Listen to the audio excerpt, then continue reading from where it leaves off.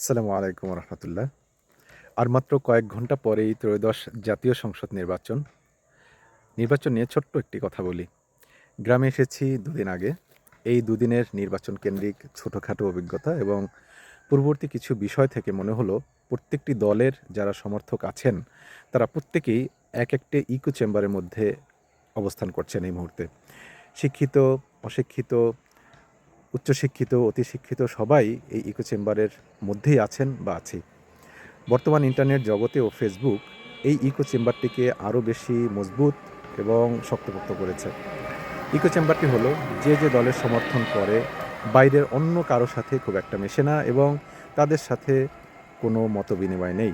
এই বিষয়টি মারাত্মকভাবে অতিরঞ্জিত হয়েছে এবং চূড়ান্ত পর্যায়ে গিয়েছে মূলত ফেসবুকের কারণে।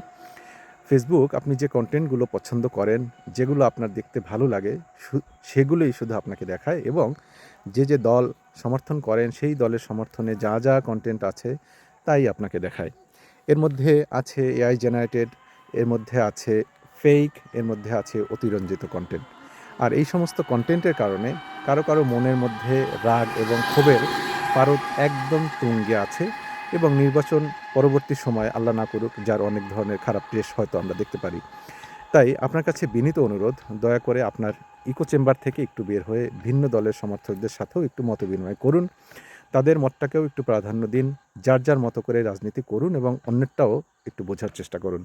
তাহলে দেখবেন আপনাদের যে দলাদলি এবং রেষারেষি রাজনীতি বা মানসিক যে ক্ষোভের পাহাড় বুকের মধ্যে একেকজন জমিয়ে রেখেছেন সেটা অনেকটাই কমে আসবে। আর দিন শেষে আমরা সবাই একই দেশের, একই সমাজের এবং একই পরিবারের কেউ না কেউ।